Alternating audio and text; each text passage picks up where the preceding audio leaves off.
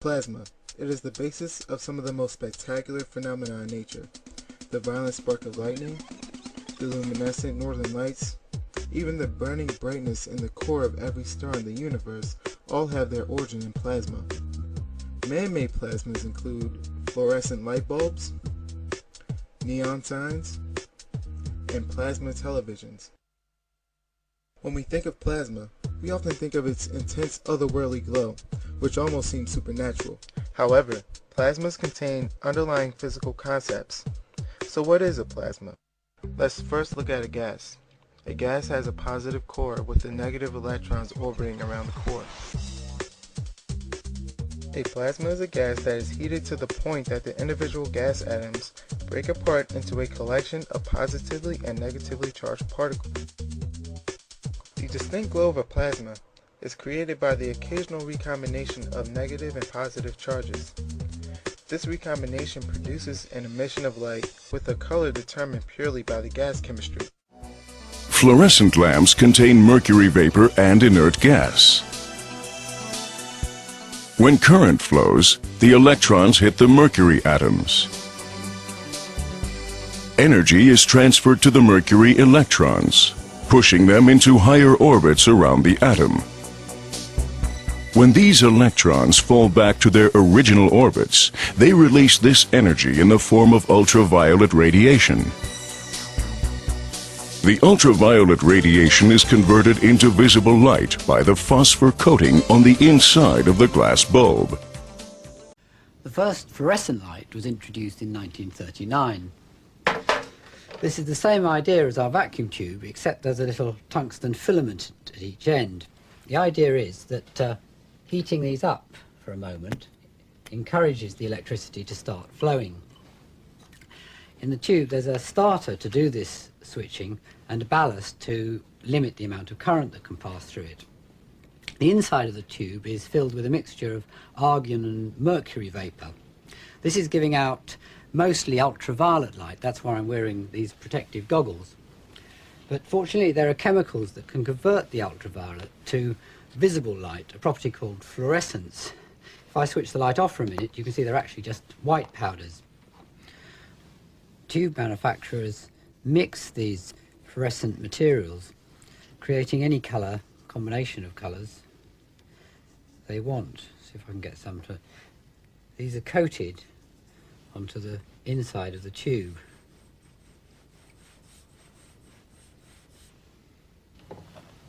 Neon tubes can also be coated in phosphors, creating almost a complete spectrum of colours.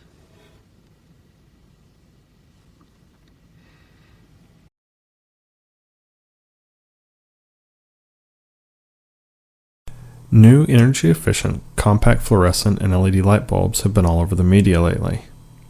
Seems like every time you turn on the news or go online, you hear or read about the number of power plants that won't have to be built if everyone swapped out a few bulbs. You may have also heard that Walmart is implementing a new marketing strategy for compact fluorescents and plans to sell 100 million by 2008.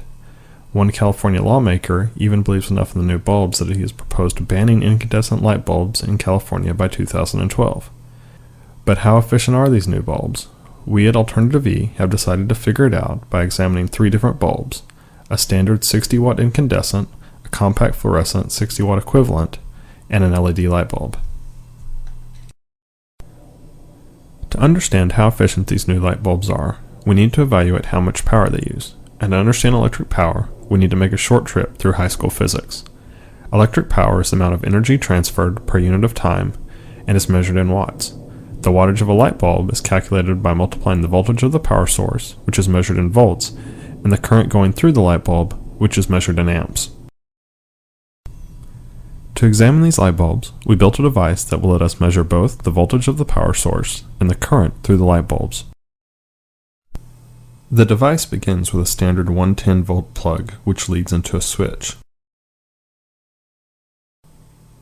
From the switch, the electricity is moved from the wires onto rails which allow the voltage and current to be measured. The white, neutral wire is attached to a solid rail, while the black, hot wire is attached to a split rail that allows the current through the light bulb to be measured. At the other end of the rails, the electricity moves back onto wires and into a simple light socket. Please note that this testing device is inherently dangerous. The electricity traveling through the exposed rails creates a high risk of electrocution if not handled properly, and there's a risk of burns from the light bulbs. We also need a multimeter to measure the voltage and current. However, it must be one that can measure AC voltage and AC current. To measure the voltage, we start with the device unplugged and the switch in the off position. We then place the multimeter in AC voltage mode and place the common probe in the neutral rail and the voltage probe in the hot rail, effectively putting it in parallel with the light socket. The device can then be plugged in. You'll notice that even with the device turned off, we're measuring a small voltage. This is a phantom voltage, likely due to electromagnetic interference or coupling, which shouldn't be a problem. When the device is turned on, you'll see the voltage jump significantly. If we zoom in on the multimeter, you can see that when the testing device was turned on, the voltage jumped from about 7 volts to 124.5.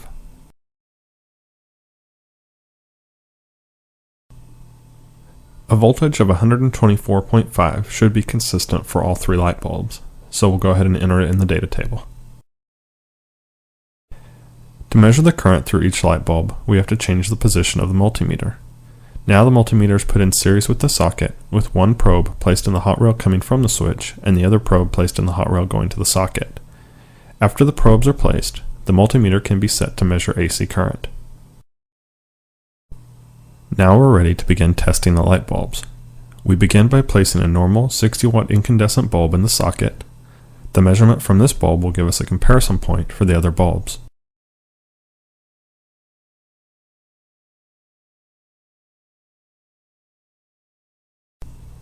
After we flip the power switch, we see the multimeter jump to 0.505 amps and hold steady. We add the current measurement to the data table and calculate the power usage of the bulb at 62.87 watts, which is pretty close to where it should be. Now we'll take out the incandescent bulb and put in a compact fluorescent that's sold as a replacement for the 60 watt incandescent bulb.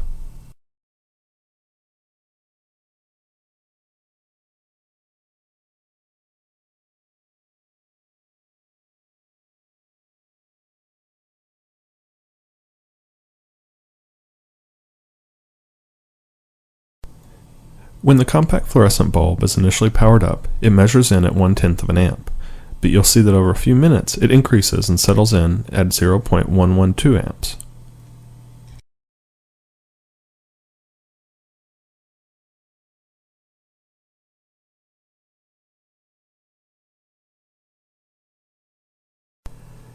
Entering 0.112 amps into our data table gives us a power usage of 13.94 watts. Meaning that the compact fluorescent uses 75% less energy than the standard light bulb, or, put another way, is at least 4 times more efficient. Lastly, we remove the compact fluorescent bulb and put in an LED light bulb. When we apply power to this bulb, you can see that the current measurement immediately jumps up to 0.03 amps and holds.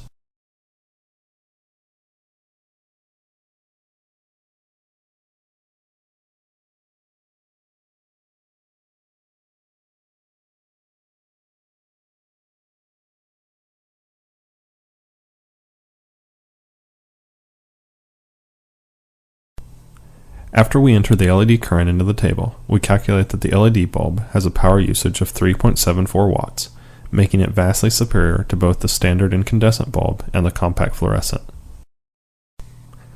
Through our experiment, I hope you've gotten a better idea of the efficiency of some of these new light bulbs. However, we should point out one difference between the compact fluorescent and LED light bulb in terms of light output. A standard 60 watt incandescent light bulb has an output of approximately 850 lumens, and the compact fluorescent replacement has an output of 800 lumens, so it really can be swapped out with a standard incandescent in many situations. However, the LED light bulb only has an output of 60 lumens, and it was the highest output bulb we could find without going to a floodlight. So while the LED light bulbs use significantly less energy than other bulbs, they are not suitable for every application yet. This video was produced by AlternativeE.org, an alternative and renewable energy website where all news and information is submitted and ranked by users like you.